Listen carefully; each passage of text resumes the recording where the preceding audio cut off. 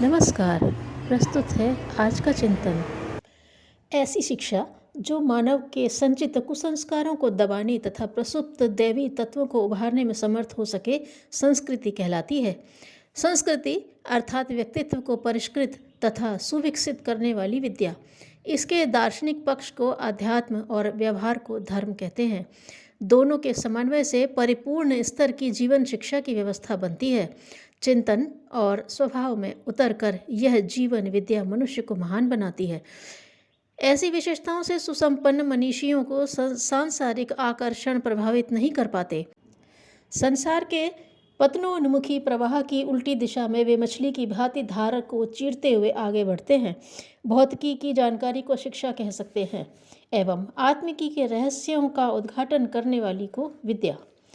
शिक्षा के सहारे मनुष्य बुद्धिमान, चतुर बनता है और अनेक प्रकार के सुविधा साधनों को उपलब्ध करने में सफल रहता है। निर्वाह क्रम ठीक प्रकार से चलता रहे, इसलिए शिक्षा आवश्यक है, किंतु आंतरिक व्यक्तिगत का विकास विद्या के बिना संभव नहीं। आत्मिक क्षेत्र में विभूतियाँ प्राप्त करनी हो तो उस विद्या का अवगाहन करना होगा जो जीवन के स्वरूप को समझाती है एवं मानवीय गरिमा के अनुरूप उपलब्धियों का सदुपयोग करने की प्रेरणा देती है। विद्या को इसीलिए अमृत कहा गया है। इस दृष्टि से शिक्षा का जितना महत्व है, विद्या का उससे भी अधिक है। संस्कृति के अवगाहन से ऐसी विद्या का अवतरण होता है जो व्यक्तित्व को सुसंस्कारी तथा परिपूर्ण बनाती है। प्राचीन काल के शिक्षण में शिक्षा तथा विद्या दोनों को ही समान महत्व दिया जाता था तथा गुरुकुलों में इन दोनों का ही समग्र समन्वय था। बुद्धि की प्रखरता पर जितना जोर दिया जाता था, उतना ही व्यक्तित्व के सुसंस्कारीकरण पर वह शिक्षण अधूरा माना जाता था, जिसमें एकांगी शिक्षा का समावेश रहता था।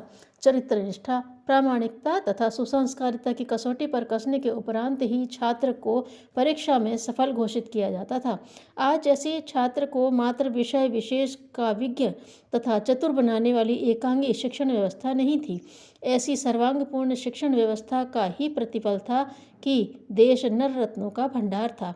देश, जाति, धर्म और संस्कृति के लिए अपना सर्वस्व न्यौछावर करने वाले व्यक्तित्वों की कमी नहीं थी।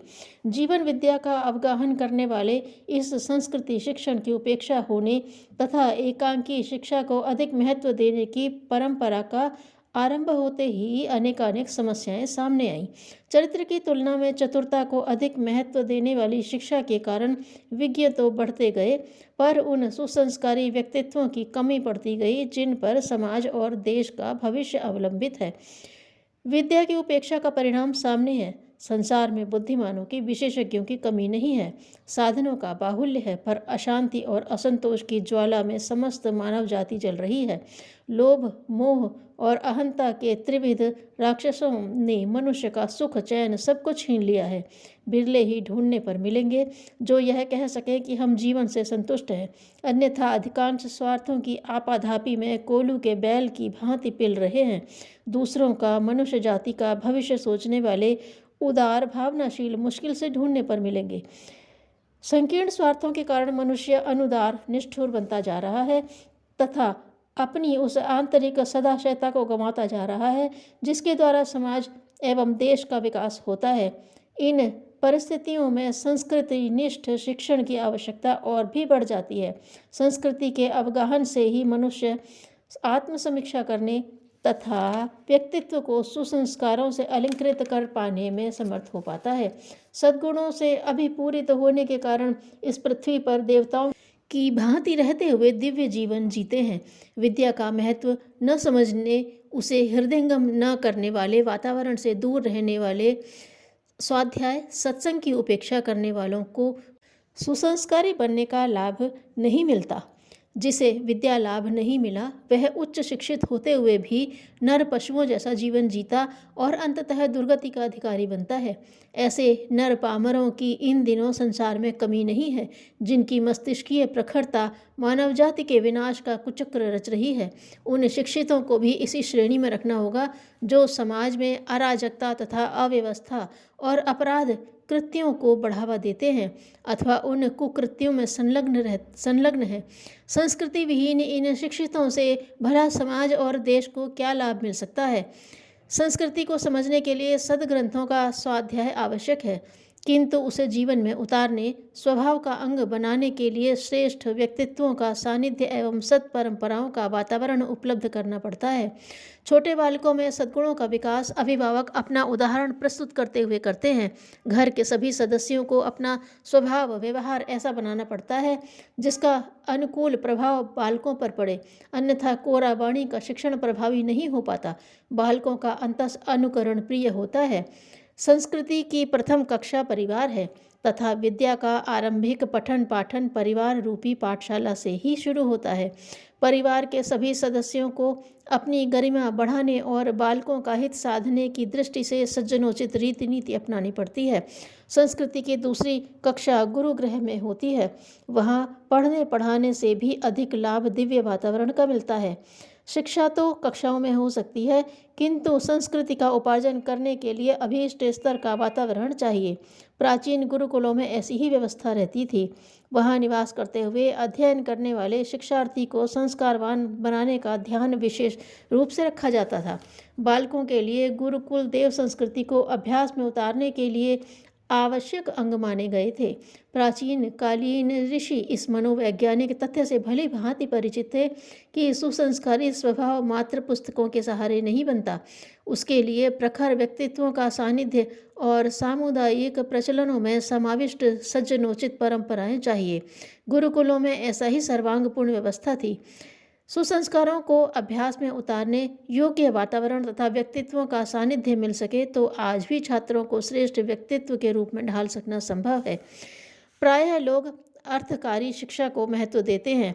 व्यक्तित्व को समुन्नत बनाने वाली विद्या की ओर उपेक्षा बरती जाती है। इस भूल के कारण व्यक्तित्व पर पिछड़ापन लदता है और ऐसे व्यक्तित्वों के बाहुल्य से समाज के अतः पतन का मार्ग प्रशस्त होता है। समाज के मूर्धन्य विज्ञ जनों का कर्तव्य है कि वे अर्थ उपार्जन, क्षमता संवर्धन एवं क्रिया कौशल सिखाने वाली शिक्षा की तरह उस विद्या का विस्तार एवं विकास का प्रबंध करें जिससे आत्मकल्याण और लोक कल्याण के उभय पक्षीय प्रयोजन सधते हों। शिक्षा और संस्कृति के दोनों सुयोग एक साथ बन सकें तो सर्वोत्तम, अन्यथा दोनों को स्वतंत्र रूप में विकसित होने दिया जाए एवं परस्पर पूरक बनाया जा सकता है। शिक्षा के साथ विद्या का समावेश अधिक प्रभावी एवं सरल है। मनीषियों ने समय समय पर अपने ढंग से संगीत, साहित्य, कला को इस प्रकार ढाला है कि वातावरण उनकी इच्छित संस्कृति के अनुरूप ढल गया। मनुष्य को सुसंस्कृत बनाने के लिए ऋषियों ने गुरुकुल, आरण्यक चलाए तथा आश्रम बनाए। उस महान प्रक्रिया को अस्त व्यस्त नहीं होने देना चाहिए, न ही निरुद्देश्य समझा जाना चाहिए। इन दिनों संस्कृति परिपोषण की उपेक्षा होने से न ही सर्वतोमुखी अधःपतन के दृष्टिगोचर हो रहे हैं तथा समस्याएं बढ़ रही हैं। जन्म से सभी नर पशु होते हैं। संस्कार संपादन से मनुष्य गौरवशाली बनता है। आत्मीयता के विस्तार से व्यक्ति ऋषि बनता है तथा सेवा साधना के लिए समर्पित होने के उपरांत जीवन मुक्त देवता कहलाता है। यह संस्कृति की 3 कक्षाएं हैं। जो इनमें से एक में भी प्रविष्ट नहीं हुआ उसे नर पामरों की श्रेणी में ही गिनना चाहिए। शरीर की शोभा, स्वच्छता, सुगठित स्वास्थ्य एवं वस्त्र अलंकारों से होती है, किंतु व्यक्तित्व को प्रखर एवं समर्थ बनाने में देव संस्कृति का ही प्रमुख योगदान होता है। जिस प्रकार शरीर के लिए अन्न, वस्त्र, निवास की आवश्यकता है, बुद्धि की प्रखरता के लिए स्कूली शिक्षा जरूरी है, उसी प्रकार जीवन को सफल सार्थक बनाने के लिए व्यक्तित्व में देव संस्कृति का समाविष्ट होना आवश्यक है। नर पशु पेट प्रजनन के लिए जीते हैं। नर मानवों को आदर्श और उद्देश्यों का ध्यान रहता है। वे न्यूनतम में गुजारा करते हैं। आय व्यय में कटौती करके बचाए हुए समय चिंतन, धन एवं प्रभाव वर्चस्व को परमार्थ में लगाते हैं। सुसंस्कृत, बहुपठित या बहुश्रुत को नहीं, वरन उसे कहते हैं जिसने आदर्शों को अपने चरित्र और चिंतन का अभिन्न अंग बना लिया है, अपने को ऐसा ढाल लिया हो जिसके संपर्क में आने वाले भी उसी प्रकार ढलते चले जाएं। कहना न होगा कि ऐसे व्यक्तित्वों की उत्पत्ति उच्च स्तरीय सांस्कृतिक मूल्यों की पुनर्प्रतिष्ठापना से ही संभव है। भगवान फूल से उसे दी गई सुगंध और रंग की मांग करता है। कोयल से मीठी बोली की अपेक्षा रखता है, वृक्ष से मीठे फल की आशा रखता है, लेकिन मनुष्य के संबंध में उसकी अपेक्षा निराली है। उसकी इच्छा है कि मनुष्य दुख में से सुख प्राप्त करे, अंधकार में से प्रकाश प्राप्त करे, मरण में से अमृत प्राप्त करे। आसपास तो चारों ओर गंदगी फैली है, अंधकार फैला है, असत्य फैला है। ईश्वर चाहता है मनुष्य इस असत्य में से सत्य प्राप्त करे, इस विष में से सुधा का सृजन करे, अमंगल में से मंगल का निर्माण करे। मनुष्य के साथ ही यह पक्षपात क्यों? उसी के ऊपर यह महान उत्तरदायित्व क्यों? भगवान कठोर नहीं है, दुष्ट नहीं है, वह तो न्यायशील समदर्शी है। उन्होंने सारी सृष्टि में मानव को ही सबसे समर्थ बनाया है, तब वह उससे ये अपेक्षाएं न करे तो किससे करे? वस्तुतः मनुष्य के लिए तो यह गौरव की बात है कि उससे इतनी बड़ी अपेक्षाएं ईश्वर रखता है। किसी वीर पुरुष से छोटे छोटे कीड़े मारने के लिए कहा जाए तो यह उसका अपमान करना है। इसी प्रकार छोटे कार्यों तथा उपलब्धियों की मनुष्य से अपेक्षा की जाए तो यह उसकी शक्ति का अपमान होगा। भगवान को विश्वास है कि मेरा लाडला बेटा मनुष्य सब कुछ कर सकेगा जो उससे अपेक्षित है। यदि मनुष्य कुछ सीखना चाहे तो उसकी प्रत्येक भूल कुछ न कुछ सिखा देती है।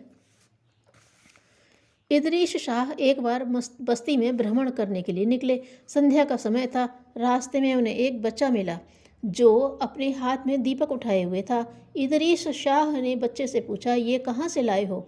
बच्चे ने दीपक बुझा दिया, फिर बोला, ये रोशनी मैं वहीं से लाया था जहाँ वह अब चली गई है। बच्चों के मुंह से यह उत्तर सुन इदरीस अवाक रह गए। उन्होंने बच्चे को मन ही मन प्रणाम किया तथा वे सोचने लगे, यह बच्चा जन्म मरण के सिद्धांत को कितने सरल तरीके से समझाता है। लोभी मनुष्य की कामना कभी पूरी नहीं होती। धन्यवाद।